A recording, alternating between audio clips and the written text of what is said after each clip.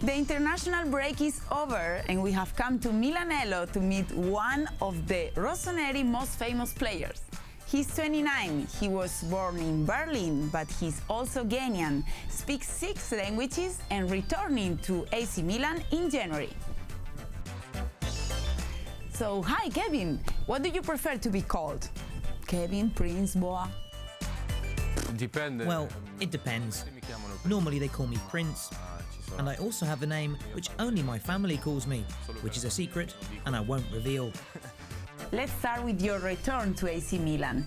You played here for 3 years, but then you went to Germany. What made you come back to Italy?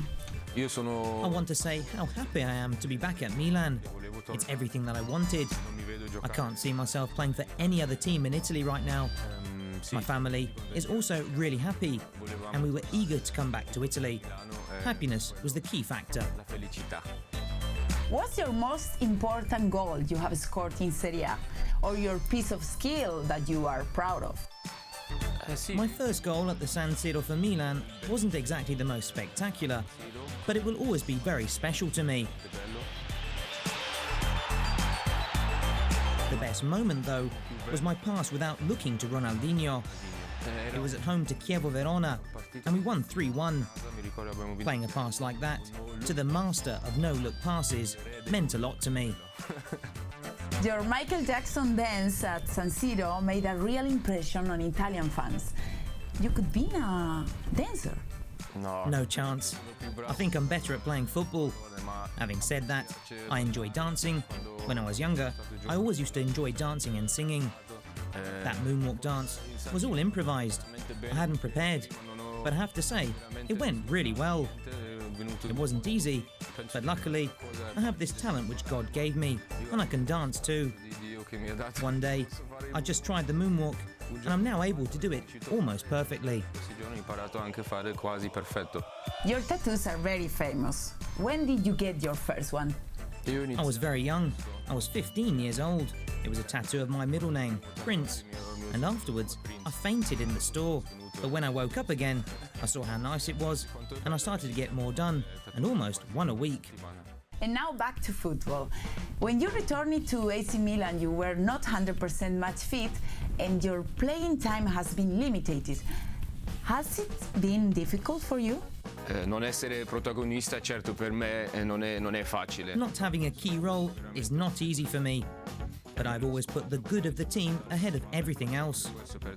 I give 100% in training and try and encourage my teammates to give their all in matches.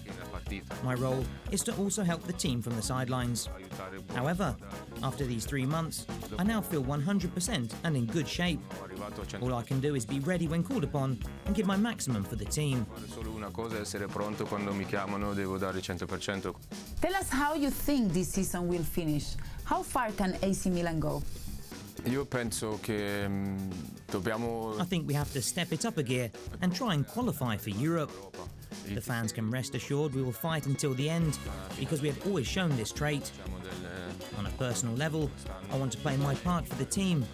Whenever and wherever I am needed, I will give everything I have.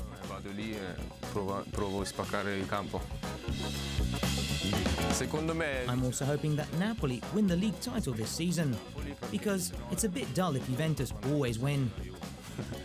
You have also played in the English Premier League and Bundesliga. What makes Serie A more special than those leagues? There aren't many differences.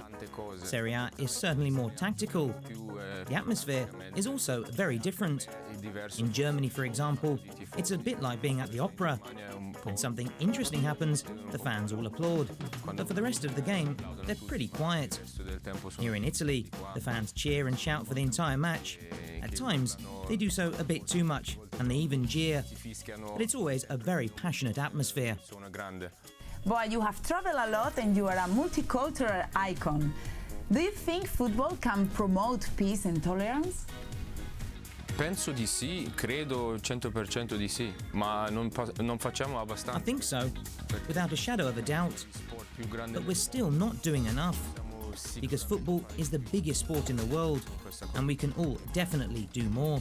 A football match for me is a celebration, and we all share in the highs and lows together. But we can all help out those who need it most.